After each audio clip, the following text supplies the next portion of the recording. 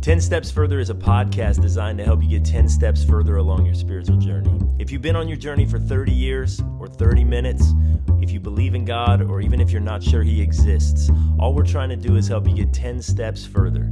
I'm Jonathan, and this is Jack, and we're just taking a walk. Why don't you join us? Welcome back to 10 Steps Further. We have, if you are catching this on YouTube, because we do have some videos, Chad looks much smaller than because of the lens we're using than he really is. He looks like what is it, like a fisheye lens or something? Yeah, and nice. Jonathan made me say this. He's not fat. Like anyway, the angle of this camera. So, like, if you're listening, then go on YouTube and you'll find us. How do they find us on YouTube? Just 10 Steps Further. Look up 10 Steps Further. You'll see the logo. Yeah. Look it up. We're starting to put some episodes up there, so check it out. Chad looks like he's about 4'11". Not Jonathan looks like he lives off of cheeseburgers. And I look homeless today. Yes, exactly. Jack has never looked this bad. I know. Until we started running a camera in the room. Well, I'm going to say that I'm going to paint a safe house for the women who've been trafficked. There's a new safe house. Not we are, but I have some friends who are doing this. Yeah. And so I went to paint it a couple months ago, and some women helped me out, and it was great, except that she used the wrong roller to touch up my room. So now it's two different colors, and I got to repaint the whole thing. So that's where I'm going after this. And I say all of that because I think that makes me sound really noble. It totally does. Does it? So there's a reason for the homeless look. Exactly. Yeah, because it makes me. I think it makes me look good. See, because if it was me, I'd be like, these jeans look all right. Like, I just roll with it. That is no true. coffee for you guys. You already drink coffee. So we're filming. It's about 9 a.m. Oh, yeah. So you guys already have your coffee this morning? Of course. No coffee. I am coffee free. You're nice. Yep. What do you mean? Again, super spiritual or something. Are you giving up coffee? I am one coffee a day. Okay. I'm one coffee a day around 11 o'clock because I woke up, and so I'm fresh. There you go. And I didn't That's need it to. 14 less than Jonathan. Yeah. So, one coffee an hour. Think about this. So, like, if a cup of coffee is 8 ounces, Okay. how many 8-ounce cups of coffee a day do you have? Do I have? Yes, you. Oh, man, I have in the first half an hour, I have at least 2. Okay. And then throughout the day, probably, I don't know, 2 more. Have you had kidney stones yet? Okay. No. Yeah, I say yet because caffeine is like one of the you. leading Thank you. causes in them, I believe. Just thinking about that, right? Yeah. No kidney stones, no coronavirus. We're all free of that What's the coronavirus? so far. Yeah. Hopefully by the time this comes out, it's not gone. still a thing Eradicated. and it's gone. But yeah, It was funny. So I was crazy. listening to another podcast, and it just came out today, their episode, and I could tell it was filmed a while ago because they're like, yeah, this coronavirus, like they're talking about certain places that it's only in, like really remote places in China. Right. And then the guy's talking about how he's been traveling like all over the world. And in my head is like the next episode's going to be, oh yeah, sorry, I got coronavirus So I thought that was interesting. So hopefully it's eradicated by the time this releases. Okay, so we're going to talk about how to set a legacy in 4 words. All right? Okay. So I want to, and those 4 words are, I believe in you. Okay. Okay? That anytime you can pour that into somebody's life, that's a legacy creating phrase that we can all make. And it's based on my favorite Bible character, whose name started out as Joseph, Okay. turned into Barnabas. Barnabas, it's a great nickname. Right. Son of encouragement. Yeah. So he's almost an Avenger, don't you think? What would your superpower be if you were a son of encouragement?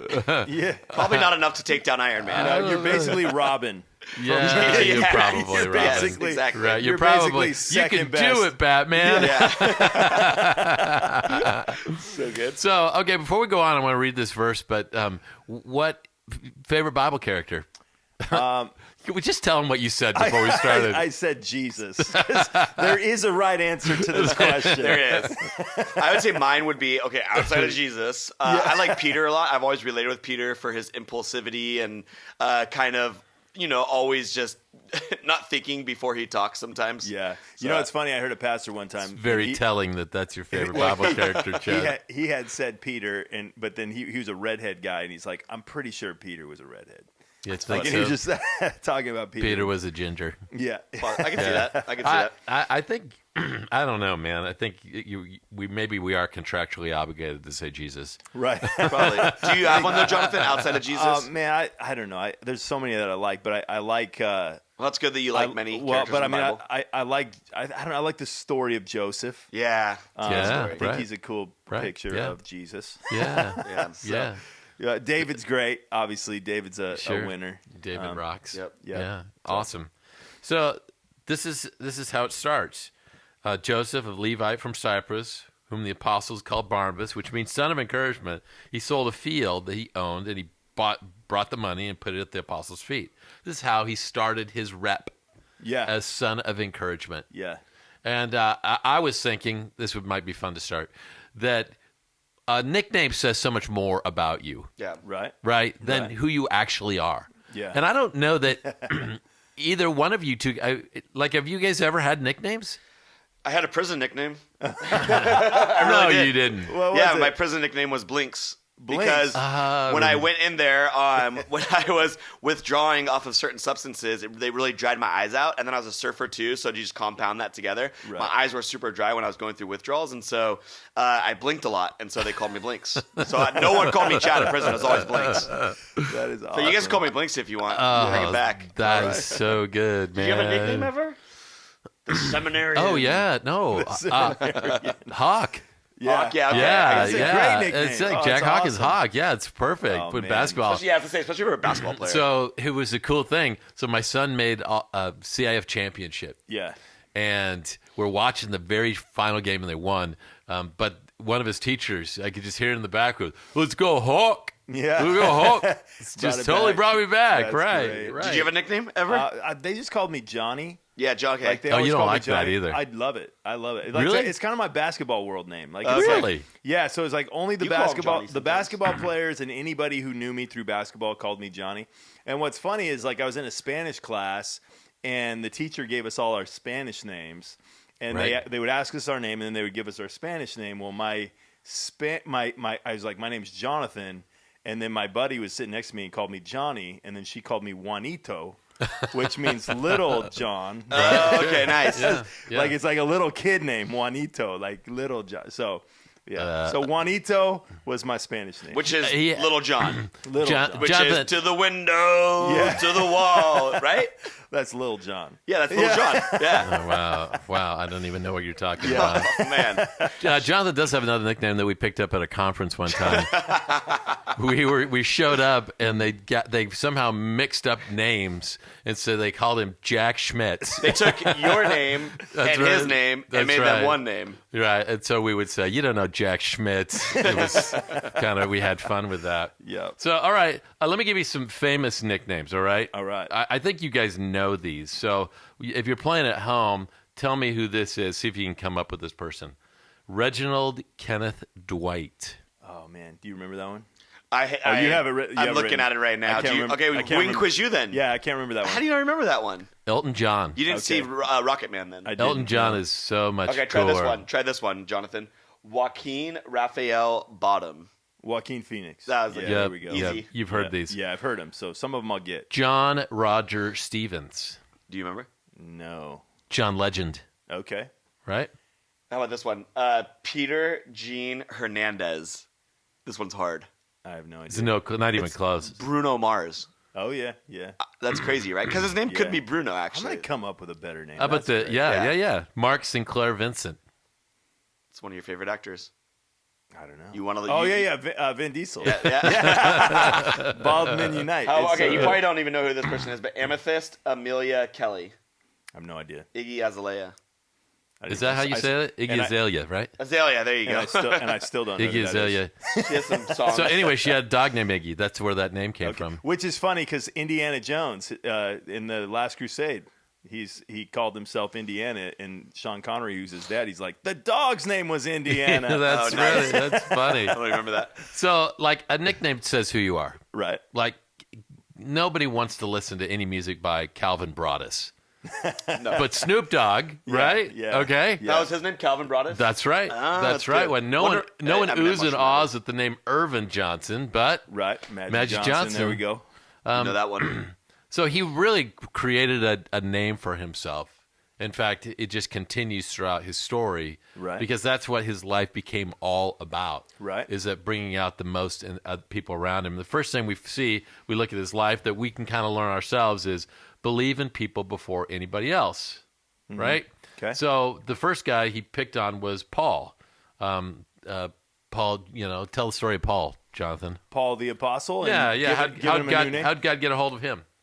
He was on his way to go arrest a bunch of Christians and do harm to them, and then God blinded him for 4 days, and basically converted him in that moment. So 4 days later, he gets his eyesight back, and then he's a radical, different person. That's He's a right. Christian. So with a new name. That's right. Yeah. Well, not quite. It takes a minute, I think, for Okay. him to get that new name. But Acts 9:26 says, when he came to Jerusalem, he tried to join the disciples, but they're all afraid of him, not believing he was really a disciple.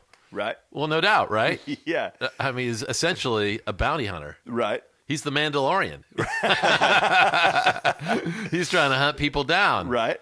So Barnabas took him. They brought him to the apostles, and he told him how Saul on his journey had seen the Lord, how the Lord had spoken to him, how in Damascus he had preached fearlessly in the name of Jesus. So Saul stayed with them, and he moved about freely in Jerusalem, speaking boldly in the name of the Lord. Everybody's afraid of him till this one moment, right? Paul steps up and says, hey, I believe in you. Right. So go ahead, Chad. You had something to say. Chad Schmitch. Blinks. Chad Schmitch. Let's go, Blinks. Well, yeah, the idea about like believing in someone is so powerful because we talked about this yesterday at our staff meeting. Imagine if people gave up on you when they should have. Like, think about some of the big influences in your life. There's probably moments where they should have given up on you and they didn't. So that belief in people takes you so far. Everyone needs someone that believes in them. And you look at the story of Zacchaeus. So it's this little short guy in the tree. I relate with him as well because I'm short. Yeah. So a little short guy in a tree. Nobody believes in this guy. He's a tax collector. No one believes in him. But Jesus does. And Right. overnight, Zacchaeus has a new sense of purpose because one person chose to believe in him when no one else did. So I am a huge fan of believing in people because I feel like in my life, people could have totally let me go. But there's a couple people that believed in me no matter what. And that kind of drove me forward. So who was that, Jonathan? In my life, are you making them guess Yeah. who it was? Just kidding. No, when I was young, I remember this guy, Vietnam vet, Frank Moran, and Really? he coached me in 4th grade, and it was the weirdest thing. Like this guy, and he used to play ball with my dad, but in 4th grade, I remember his son was on the team, and he just believed in me. It was weird because there was a lot of kids on the team, but he really. Like, he came to my games and his son's games, but he came to my games all throughout all of high school. Wow. He would go to the away games. He would come up to me after every game and encourage me. And this guy was like an Army Ranger in the Vietnam War. Oh, my gosh. Probably the Wow. one guy who's killed more people than anybody else that I've Right, ever met in right. my life. Yeah. And this guy just was that voice. I mean, he was kind of a vulgar when I was young. He was an alcoholic. Wow. Kind of fought through that, but yet at the same time, he would encourage me every single time. Wow. Wow. Yeah. That's good. I was when I was in high school, really just starting to come into my faith, and I was in a youth group. It was kind of small, so I moved to a bigger youth group across town. It's huge. Yeah. Just simply, I mean, honestly, I'm a senior in high school. Why did I move? Because there were girls in this Yeah. youth group, Oh, yeah, right? bigger, Of more course. fun, Oh, cool. yeah, right. So I went on this backpacking trip. It was a 10-day backpacking trip with a bunch of guys, and it was a guy named Doug Haig there. And throughout that backpacking trip, I remember him pulling me aside one time and sitting me down and saying, "Look, I really see ministry skill in you, and I think you should think about working with our junior high group." And Right. I mean, you probably know exactly what's going on in that moment, right, Chad? He's just totally suckering me in. He's told it to 100 other This people is a- that day. Just trying to see which one will actually take an internship. This is desperation. I think but, you're called. But I listened, and Right. that I still remember that trip, that Yep. guy, that conversation, Yeah. that he believed in me before anybody did. Right. people can change. And like when you stop believing, like for me, when in my ministry, when I stop believing people can change, I not only lose my compassion for them, but I lose my passion for my ministry. Because I do think we got to remember to believe that people can change.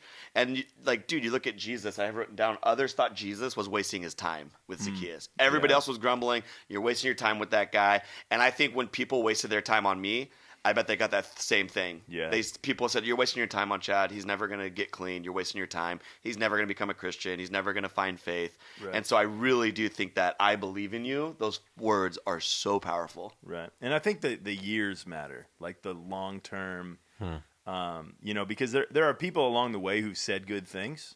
Right. But the people that stand out in my mind are the people who for the long haul. They just stayed. Okay, They just right. kept saying Right, it. yeah. Like I would go through phases of doing good and phases of doing not so good, but it was those people that just continue to be that voice. Yep.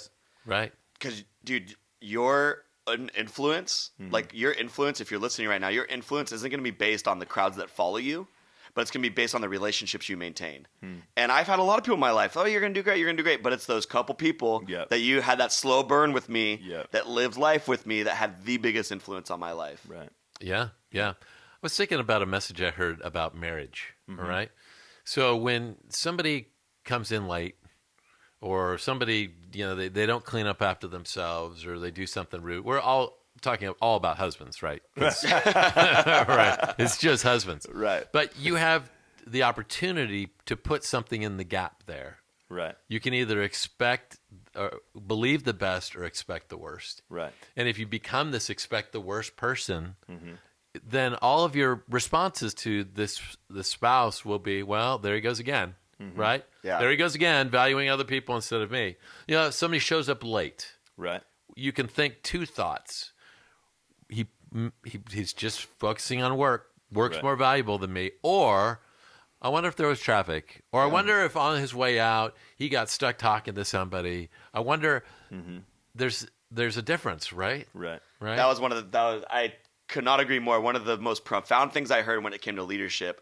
I remember talking to somebody. I said, "Hey, I was new in my ministry. I was really young in my work in my ministry." And I said, like, when I'm meeting with people, like, and leading others, what's kind of like just some nuggets that you would give me? And he said, the number one thing is this. And this guy was like 70, 80 years old, did ministry forever. He said, the number one thing is this: give people the benefit of the doubt. And that has been so huge. Like when I'm meeting with a leader, and they're like you said, and they're late. Like it's not, oh, they're doing this on purpose. It's maybe there is traffic, or when someone flakes, maybe there's something going on behind the scenes. Because when we lead and work with people, we're working with the whole person, and not just the person we get what's in front of us. We're dealing with what's going on at their homes, what's going on with their relationships, and so I think that benefit of the doubt goes so far. Yeah. Or at least taking the opportunity to hear the story. Yeah. Before you get all emotionally Yep. charged And and assume the worst. Let me ask you, how is that as a parent, Jonathan? Like, do you go to expect the best, or do you slip into here it goes again? That's a good question. No, I feel like what's funny is I feel like in a way I'm a pessimist, Okay, but a pessimist that's okay with the mess. all right. So for me, I'm like always excited when anything goes well. I'm not thrown off when the things cup's go half bad. full, but it's full of like really good juice.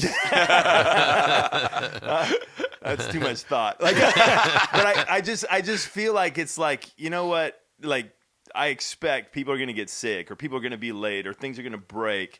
And so then when they don't, I get extra excited. Like, I'm just like, things went well today. Okay, so it's not pessimism. You set the bar really low to walk right over it, baby. Exactly. I feel like that. Like, I don't know that that's a solution for anybody, but that like keeps me from being totally derailed by like. I just feel like it's really hard for anybody to let me down in a way that would surprise me. Yeah. Like, just because I live in that, like, meh.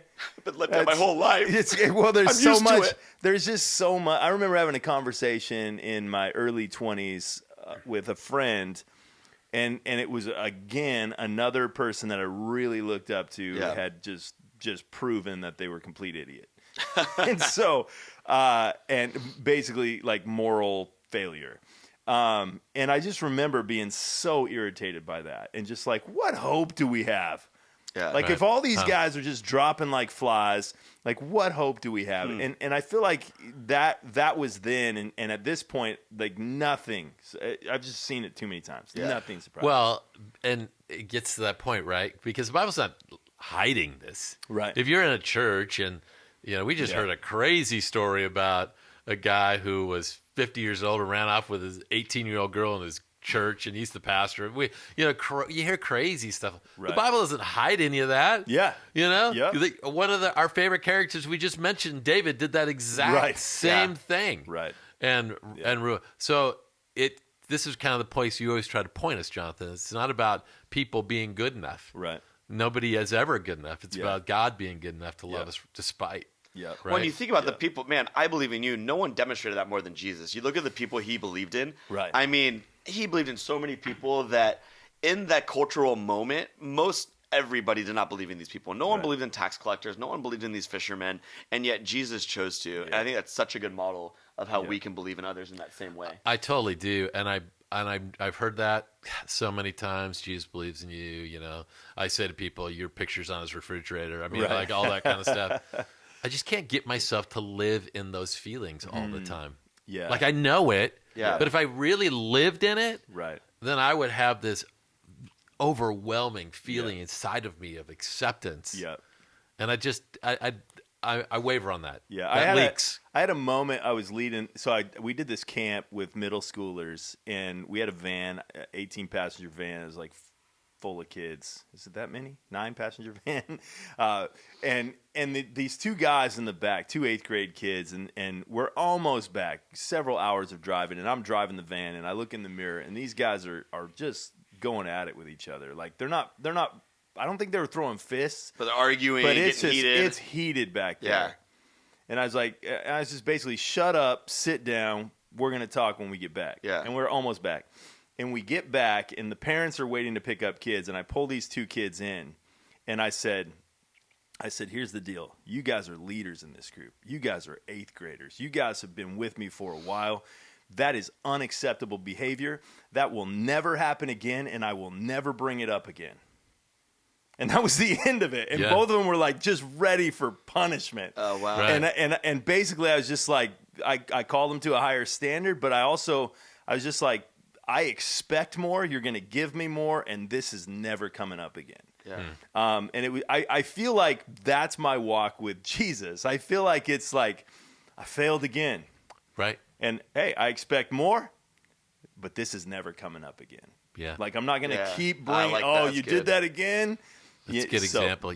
You were a really great example of Jesus right there. I gave that example. But yeah. No, but you're saying that's how Jesus does it in our life. He's like, hey, I expect a higher standard from you, but I'm never going to bring it up again. Yeah. Right. I love that. It's such a good balance of truth and grace. Yeah. And I think it goes back to the scripture. Like we're seeing in a mirror dimly right now. Like it's a foggy mirror, and our lives are a foggy mirror. We're going to see moments where we have like reached this process in our relationship with Jesus where we feel like, oh, I'm like actually growing. Right. And then the next day we're going to be like, what the heck happened? How did I do this again? Yeah, so I love that because we're seeing that mirror foggy. Right. It's a foggy mirror, and we're never going to see into it fully. Okay, I'm going to point back to Barnabas, all right? Okay. First thing he does, he believes in him when nobody else does. And the second thing he does, we've kind of talked about this, he believed in people when other people lose track. Okay. All right? Okay. So look at chapter 11. Acts 11 says this. The Lord's hand was with them. A great number of people believed and turned to the Lord, right? Church is blowing up. Okay.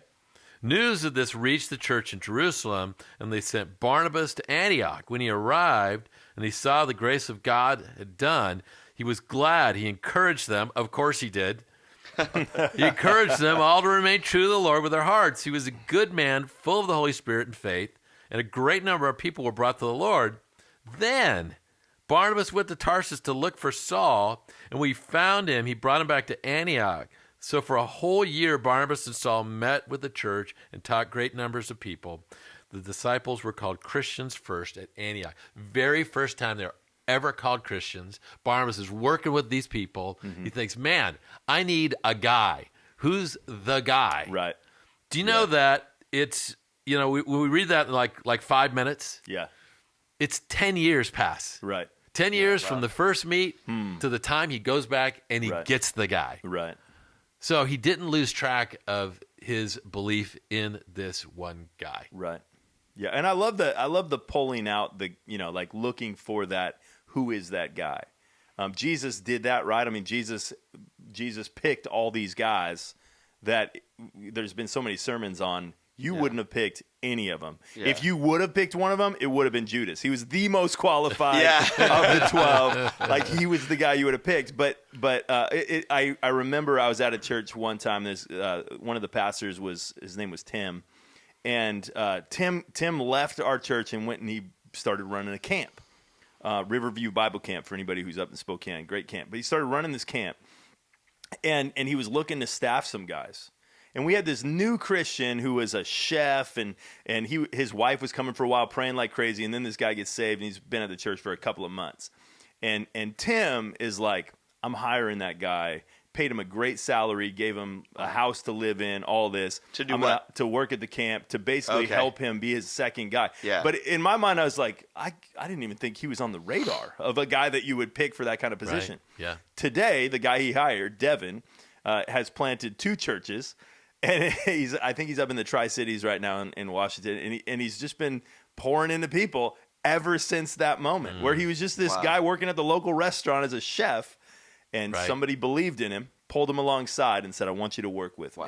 Do you ever consider that as you look at your life and where it is now? Mm-hmm. Like being you a just camp person? No, I was a camp person. Getting a job at a camp? I not don't gonna work at a consider it. But to think, hey, look, man, I work at a church and I live in a house and I have this great staff that I have and what have you. Right. Where did all of that come from? Yeah. Like, what if these people way back in the day Right. didn't believe in me, didn't Right. draw out my best, didn't Yeah. say to me, hey, like I see potential in you, Right.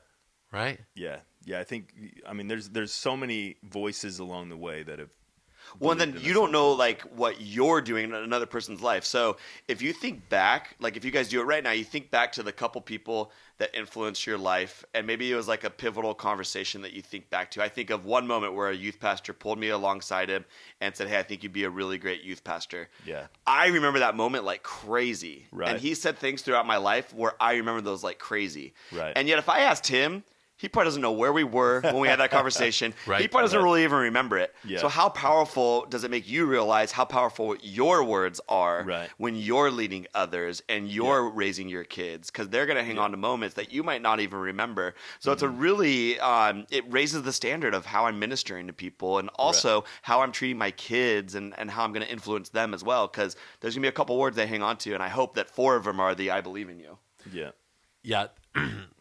We're throwing down a lot of church illustrations, like Right. right. But this isn't a church thing. This is just what we do for a living. But if you're an accountant, and there are other people or people walking through a rough time or what have you, you get that chance, or you get to reach out to the up and comer and say, "Hey, man, I think I see great skill in you." Wow, That's you why really I like saying it handled from that well. like. That's why I always like saying like when leading people, because I think no matter where you're at, if you're listening right now, you're leading someone. Right. The difference is whether you know it or not. Right. Everybody's leading someone. You need to realize I'm leading people, whether I recognize it or not. I'm leading someone in my life. It might even be my kids and my family. Yeah. It might even be my brother or my sister. You're leading somebody. So everything we talk about here is a lot of it can go into leadership too, and leading others. Well, and 2, like when I remember a long time ago when I was playing basketball, I had this bad habit. Wait, you were So you were playing basketball at the shocked. time? fifth grade. Okay. So I'm on a team, and I remember. Were you bald in 5th grade? What's that? Were you bald in 5th grade? Yeah. Were you fat back then too? Wait, I haven't seen pictures of his hair. He's promised me pictures of I know. himself. I have never seen pictures promised with our hair. listeners pictures of you with hair. Anyway, and you so here never I was came in through. 5th grade. We got to get this. In 5th grade, I remember I had this team. It was a co-ed team, so boys and girls, and I remember I would go home from practice, and I would think through the strengths and weaknesses of every single player on my team. More so the weaknesses, Right. Yeah. Of course. that's where I say bad habit. But it's like a natural thing to just like, I think to focus on the weaknesses of people of like, Sure. well, if you stop doing this, we would do better. Right. Yeah. But the intentional thing I think we need to do is we need to do that practice focusing on the strengths of others, looking for those strengths. And that's something my wife and I have tried to do with our kids. We're always talking about what we're seeing with our kids, like just the stupid superpowers that they have, and elevating those things. But that's what people have done in our lives, and that's what we have the opportunity to do in other people's lives. Is you may have somebody who's like Paul the Apostle, who was really rejected by everybody. Can you find that strength? Yeah. Well, and your kids, like I always think in this particular topic, who are people out there that I can be encouraging? Yeah. Nobody sees your kids and believes in them like you do. Yeah. Right. And if it becomes all about clean this, brush that, pick up that, then you can lose track of that. Yep. The one question I wanted to ask was, is there, and this is for everybody, like if not just in the room, but wherever you're at hearing this, is there somebody that poured into you that you have lost track of, that it would benefit you and them to go back and say, hey, you did this to me. Right. Like I'm going to find, I believe I've already talked about this guy, Doug. Yeah. And like if I mention him, I bring him up in the podcast, I send him the podcast. Right. Right? Right. But is there somebody I like got that? a lot of people from already this episode I have to send this podcast. Yeah, right. Some good, some bad. Devin and Tim and myself. Jonathan, you should listen to this one. Jesus. Yeah, that's so Like, good. is there a teacher who believed in you Right, that you never really told them? I mean, that's a thankless job. right, Second, third grade teacher. Right. Nobody ever goes back to them. yeah. Can I throw a friend of mine, again, let me throw some more names down. My friend Daniel read this book called The Ragamuffin Gospel. Yeah, okay. Brennan Manning. Sure. Brennan It's a Manning. great Brennan book. Manning. So Great book, Devin. Yeah. So he wound up in New York doing some ministry. My friend Daniel wound up out there, and he got this opportunity. He heard I don't know where Brennan Manning lives, but he found him. And he went to his house. Oh, no and way. he had read his book, and he's like, he was so impacted by this book, and he's expecting this guy who's just, everybody wants to be around him. And he's like, dude, he's just this really lonely guy just living in his house by himself. Like, you think those people that you remember pouring into you, you think like, oh, they're just out there doing that with everybody. They actually might need to hear it, that it's had an impact. So I don't know if you know this about Brennan Manning, but he came out with a book later in life. It's like autobiographical about all of his he was a priest. Okay. And all of his struggles with alcoholism that he really never overcame. Yeah. But God used him in powerful ways, and he was a Right. great writer and an amazing speaker. I heard him speak. Really? Yeah, he was fantastic. But He passed, didn't he? I believe that he did. Yeah. Yes. Yeah. Yes. Okay. But if you get a hold of that book, I think Apple was handing it out for free. It was Really? You could just Yeah, get Ragamuffin online. Gospel is a great book. Yeah. So yeah, you're right. Yep. We never think about that. Right. I have a buddy of mine who's written 20 plus books, part of this big church, and I have reached back out to him and say, hey, man, I ended up, he wrote a book called Liberating Ministry from the Success Syndrome. Yeah. All about his failure as a church planter Right. at the church that I grew up in. What's his name? That's right. His name is Kent Hughes. Yeah. Just amazingly great human. Yeah. And how ironic that I would go up to grow up to plant a church and face all those same failure feelings that he Yeah. was facing when I knew him. Yeah. I was just a high school kid, had no idea. Well, and I would say that I have, when we talk about those people who have invested in us, I would say that for the huge majority of the people who have spoken into my life and strengthened me have actually been people who have responded to the attempts of trying to pour into them. Like it's typically younger people, youth kids that come back and they continue to encourage you. When you're like, when you feel like giving up, most often it's not the mentor, it's the person that you poured into that's just like, buddy, it meant so much. Don't stop. Yeah, absolutely. Let me give you one other characteristic that Barnabas had. But my favorite character, hands down, but Jesus is better. And that is believe in people even when that means taking a back seat. Okay? So these two guys were together a long time. Yeah. And at the beginning of the book of Acts, it all reads like this. Barnabas and Paul. Barnabas and Paul. Right. Barnabas and Paul. Because Barnabas was the rock star, and he was finding Paul. And yet there's a point in which it shifts. And it stops after about chapter 13, it changes. Right. And then it starts saying, Paul and Barnabas were leaving the synagogue. Devout converts to Judaism followed Paul and Barnabas. Paul and Barnabas answered them boldly. They stirred up persecution against Paul, and it all shifts. Yeah. Like the names switch. Interesting. Top billing goes away for Barnabas. Yeah. That's one of the ways in which I think maybe that's graduate level belief. Yeah. Is when you're able to prop up somebody above yourself. Right. No, it's good. I think there's a point where they go into a place and they're doing miracles, and it says they called Paul Zeus, and Barnabas they called, I think, Hermes. Yeah. And it was because Paul had the big mouth, and so he was like clearly the leader. Yeah. But it's kind of like they called Paul Batman, and they called Barnabas Robin. Like he's like, man, you're a sidekick. You wonder, did that sting a little bit? Yeah, because I don't think they're ever going to make a Robin movie. Yeah. That anyone's going to see. Yeah, I don't know. There's nothing about that I read that says that was a bad thing for him. Yeah. Yeah. Right? So what's your goal for people? Mm-hmm. Your goal for your kids is to do better than you, right? Yeah. Right. Your goal for those you mentor is to exceed you. Yeah, you love when you see them succeed too. And then it's kind of like an attaboy to you because you're the one that kind of developed them. Yeah. Like when Miles or Nikki or someone does something great, these are people I lead. When they do something great, it's kind of like, oh, I did good too because you helped develop them. Yeah. Right. It's interesting. We live in this YouTube generation where everybody's like, look at me, let's do things. Yeah. What is really fascinating to me, like as I start paying attention to this stuff more and more, is that the people who are making the biggest impact, like they're reaching the goals that everybody's trying to reach. I want to be famous. I want to affect more people. I want more people to see me. The people who are getting the furthest down there are not the people who, like in the musician world, it's not the people who are the most talented that are getting the furthest. It's the ones who are teaching other people to get exposure. Mm-hmm.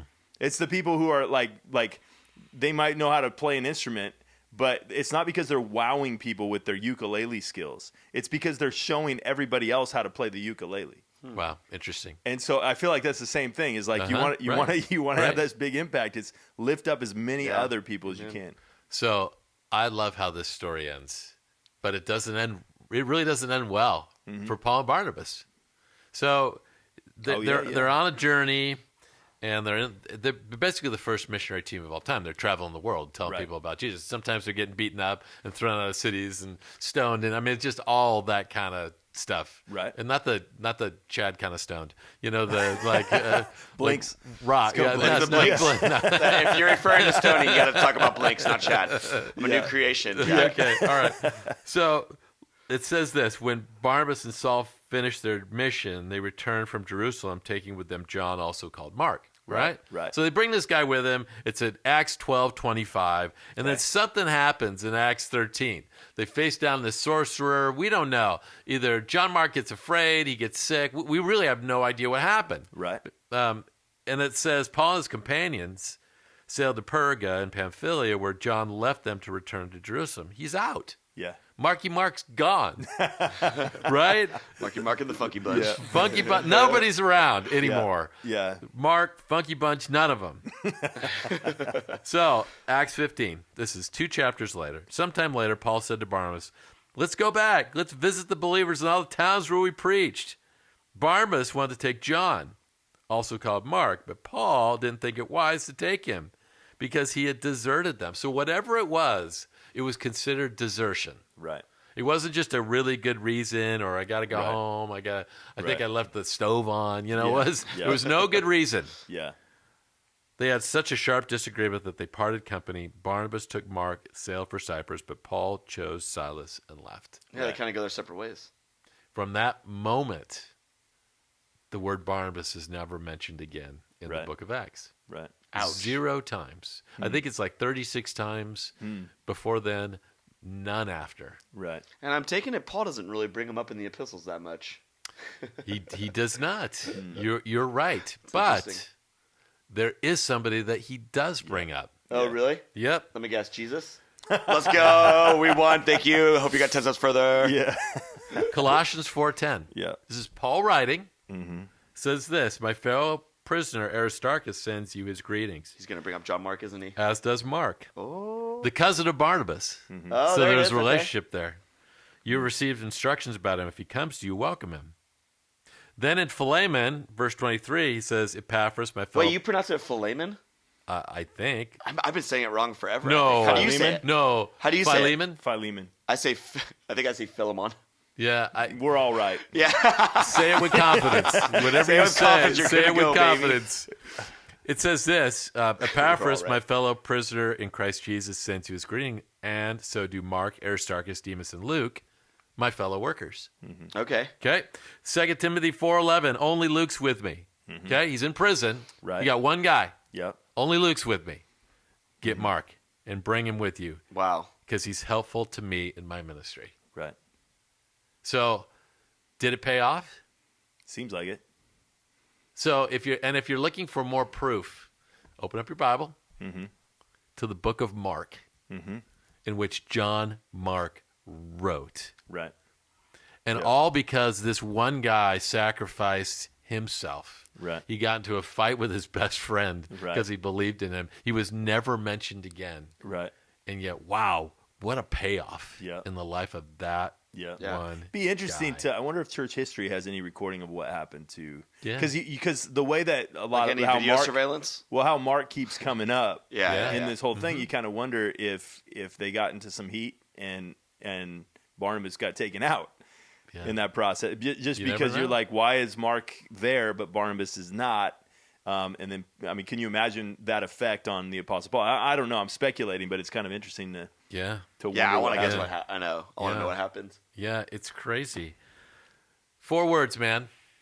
I believe in you. I believe in you. I believe in you. I don't know if we can do these early podcasts with Chad anymore. It's a little Fired it's a up little on too the morning amped. ones. Look, I'm amped right It's now. been a while since Chad's been on, so no Yeah. one has sung on a podcast in a you go. very, Welcome very back. long time. Welcome back back, to me. Chad. Yeah, it's welcome, been good. YouTube. It's been good. It's good. To, was fun. to not have singing. That's what I meant. That's what I meant. Thank you. But Thank you. despite that, I do believe in you, Chad. Yeah, I believe in absolutely. you. All right. Thanks, guys. Anything else? I think that's good. right. So here's the challenge, right? Think back on somebody in your life who has poured into you. Yeah. Maybe today's the day you write the email. Right. Maybe it's the day that you pick up the phone or you send a letter. Yeah. Maybe they never even knew that moment in time, that what they said meant so much to you. Right. But wow, what a difference you could make Yeah. in that person's life by going back and saying, hey, thank you for that. Yeah. Don't always pay it forward. Sometimes pay it back. Sometimes pay it back. Yeah. Boom. Or maybe today is the day when you look around your office and go, that person, I've always seen potential. I've never said anything to him. Yeah. To go find that. Or maybe it's even as simple as pulling your kid on your lap today Right. and saying, man, you're an amazing kid. Yeah. Maybe give out a new name. A new nickname for one of them. Give a nickname to somebody. Had to bring it full circle. I will call you this now. Just turn to that little one that you pull on your lap and say, Blinks. I love you. There you go. All right. Thanks for listening. We'll see you next week for another episode. Keep checking back. Share it with anybody if you think it'll Watch benefit us them. on video. Yeah, check us out on YouTube. Trying to get some of these up on Facebook as well. So hassle us about it. Tell us what you think of the video. If you're watching the video, that keeps me wanting to put up videos if people are actually using that as the way that they're connecting with us. See you next time. All right. Thanks, guys. Thanks. Thanks for joining us for these last 10 steps. You can find the show notes for this podcast on our website, 10stepsfurther.com. If you'd like to join us for another journey, or if you know someone else who's on this walk, subscribe to our podcast at 10 Steps Further on iTunes, or simply search 10 Steps Further on your podcast app. If you'd like to be part of the conversation with a question or a comment or a criticism or even a wisecrack, join our Facebook group by simply searching 10 Steps Further. And if you're ever in San Diego, come visit us at Canyon Springs Church. We'd love to meet you.